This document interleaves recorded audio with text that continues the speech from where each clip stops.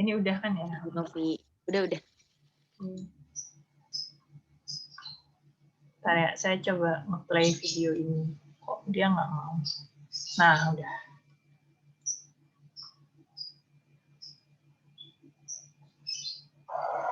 Compared to the whitewater streams that tumble down mountainsides, the meandering rivers of the plains may seem tame and lazy. But mountain streams are corralled by the steep walled valleys they carve. Their courses are literally set in stone. Out on the open plains, those stony walls give way to soft soil, allowing rivers to shift their banks and set their own ever-changing courses to the sea, courses that almost never run straight, at least not for long, because all it takes to turn a straight stretch of river into a bendy one is a little disturbance and a lot of time, and in nature, there's plenty of both. Say, for example, that a muskrat burrows herself a den in one bank of a stream. Her tunnels make for a cozy home, but they also weaken the bank, which eventually begins to crumble and slump into the stream. Water rushes into the newly formed hollow, sweeping away loose dirt and making the hollow even hollower, which lets the water rush a little faster and sweep away a little more dirt, and so on and so on. As more of the stream's flow is diverted into the deepening hole on one bank and away from the other side of the channel, the flow there weakens and slows. And since slow-moving water can't carry the sand-sized particles that fast-moving water can, the dirt drops to the bottom and builds up to make the water there even shallower and slower, and then keeps accumulating until it becomes new land on the inside bank. Meanwhile, the fast-moving water near the outside bank sweeps out of the curve with enough momentum to carry it across the channel and slam it into the other side, where it starts to carve another curve, and then another, and then another, and then another. The wider the stream, the longer it takes the slingshotting current to reach the other side, and the greater the downstream distance to the next curve.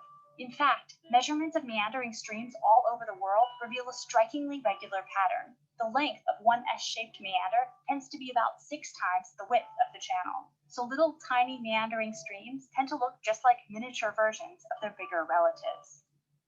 As long as nothing gets in the way of a river's meandering, its curves will continue to grow curvier and curvier until they loop around and bumble into themselves. When that happens, the river's channel follows the straighter path downhill, leaving behind a crescent-shaped remnant called an oxbow lake, or a billabong, o un lago en herradura, un bravo.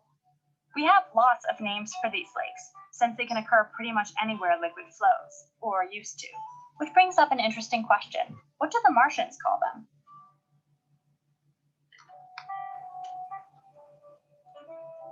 This Minute Earth video is brought to you by you, if you want to, because we started a new crowd.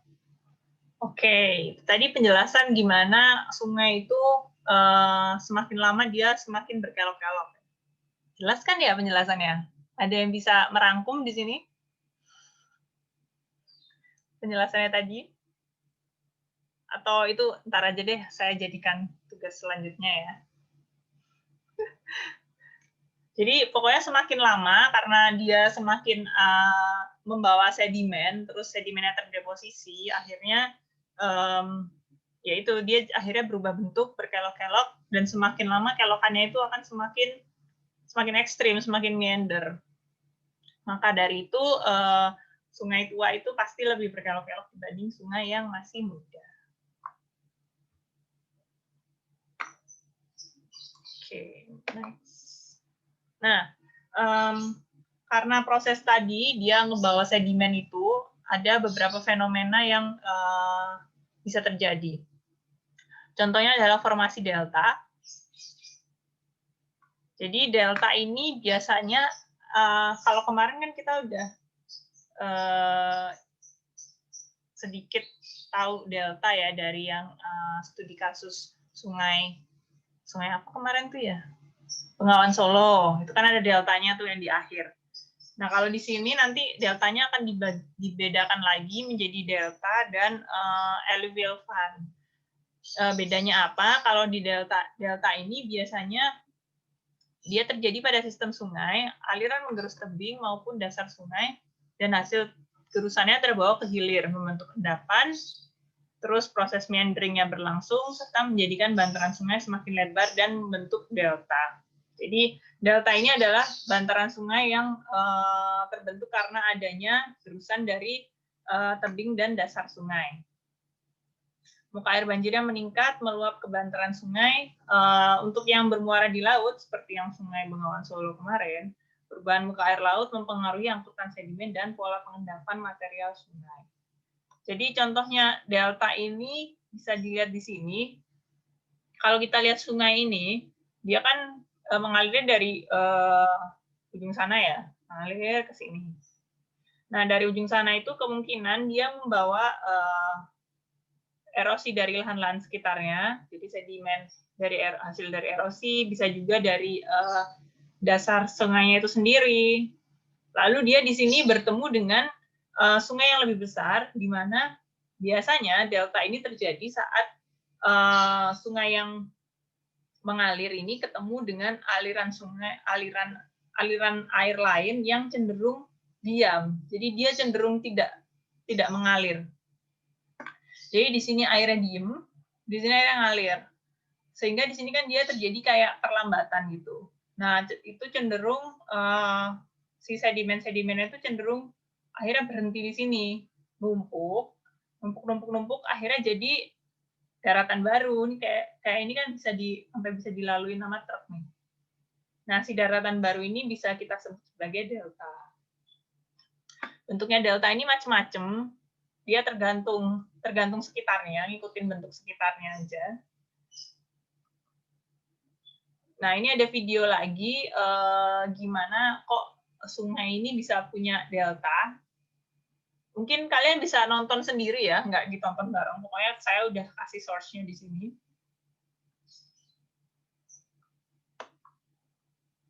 Selain delta, ada yang namanya kipas aluvial atau alluvial fan atau kerucut aluvial. Jadi macam-macam namanya, pokoknya dia tapi bentuknya kerucut. Sebenarnya konsepnya mirip kayak delta karena dia ngebawa sedimen juga dari aliran sungainya. Tapi biasanya dia terjadi di lokasi di mana kemiringan dasar sungainya itu berubah dari yang curam ke landai. Jadi akan terbentuk kipas aluvial ini karena itu tadi dia terjadi penurunan kecepatan kan dari yang curam terus ke landai. Awalnya dia akhirnya bisa kecepatannya 2 meter per second, terus jadi landai jadi cuma setengah meter per second. Itu bisa terjadi kipas aluvial. Peninggian dasar sungai ini juga bisa jadi penyebab pertumbuhan kipas aluvial. Kenapa? Karena dengan peninggian dasar sungai, otomatis di dasar sungai itu dia ketambahan ini ya, kayak sedimen-sedimen, dan sedimennya itu bisa menambah sedimen yang terbawa dari si sungai itu tadi. Mungkin buat visualisasi yang lebih jelasnya, nah ini contohnya alluvial fan. Kalau dibandingin sama delta tadi, jauh berbeda ya, karena biasanya delta ada yang bermuara ke laut, tapi kalau misalnya delta yang nggak bermuara ke laut itu juga bisa disebut sebagai delta. Jadi misalnya delta yang bermuara ke sungai yang lebih besar, itu juga bisa disebut sebagai delta. Tapi kalau alluvial fan ini biasanya langsung bermuara ke laut. Jadi dia biasanya terjadi di daerah pegunungan, di mana ini kalau kalian lihat sungainya, sungai awalnya di sini. Terus karena di sini dia curam, terus di sini melandai, otomatis dia kan kecepatannya berubah ya. Nah, di kecepatan yang berubah ini, dia cenderung menyebar, yang mengakibatkan si alluvial fan ini. Jadi kalau kita bandingkan dengan delta tadi, delta bentuknya cenderung mengikuti bentuk daerah sekitarnya. Sedangkan kalau alluvial fan ini bentuknya pasti bentuk kerucut. Atau sesuai dengan namanya fan, fan ini kan kipas, bentuknya ya kayak kipas. Kipas apa ini? Kipas sate ya. Mungkin untuk lebih jelasnya ini ada perbedaan antara delta dan alluvial fan. Jadi kalau delta terbentuk dari deposisi sedimen yang terbawa aliran sungai saat menuju muara, jadi muaranya tidak harus laut, pokoknya dia bermuara di mana gitu. Nah, sedangkan kalau alluvial fan ini terbentuk dari material yang ada di aliran air dengan kecepatan tinggi. Jadi sama-sama terbentuk dari material yang terbawa oleh aliran air. Tapi yang alluvial fan ini cenderung biasanya air dengan kecepatan tinggi karena dia letaknya di pegunungan. Jadi kalau alluvial fan terbentuk di area pegunungan, dataran tinggi, elevasi tinggi, si delta ini terbentuknya di dataran rendah atau elevasi rendah, sekitar laut. Lalu untuk bentuknya sendiri, kalau delta beraneka ragam, mengikuti bentuk sekitarnya. Kalau alluvial fan bentuknya selalu segitiga atau triangular. Umumnya berukuran lebih besar dari delta. Nah, ini lebih jelasnya kayak gini. Kalau delta, dia mengikuti bentuk sekitarnya ya. Misalnya ini bentuknya kan agak lonjong di sini. Nah, si deltanya ini dia bentuknya kayak gini. Itu, ini juga deltanya. Pokoknya kalau ada daratan di sekitar air itu berarti delta. Nah, kalau alluvial fan itu jadi dari sungai yang ada di pegunungan ini dia mengalir ke bawah, terus akhirnya dia di sini ngebentuk alluvial fan. Kelihatan kan ya bentuknya kayak kipas. Seperti itu. Nah, ini waktunya kita tinggal 1 menit. Nanti kalian join lagi nggak apa-apa ya. Bentar doang kok. Ini yang terakhir. Oke, Bu. Ibu. Siap.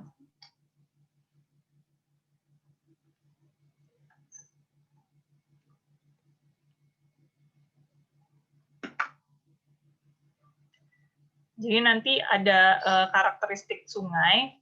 Di sini saya akan membahas tentang karakteristik sungai berdasarkan faktor geologis. Jadi lebih ke batuan-batuannya gitu. Terus gempa tektonik juga mempengaruhi karena gempa ini bisa membawa material masuk ke dalam sungai ya, kayak batuan dari gunung misalnya dari atas terus kena gempa, terus dia akhirnya mendaratnya pasti di bawah ya di sungai. Terus sungai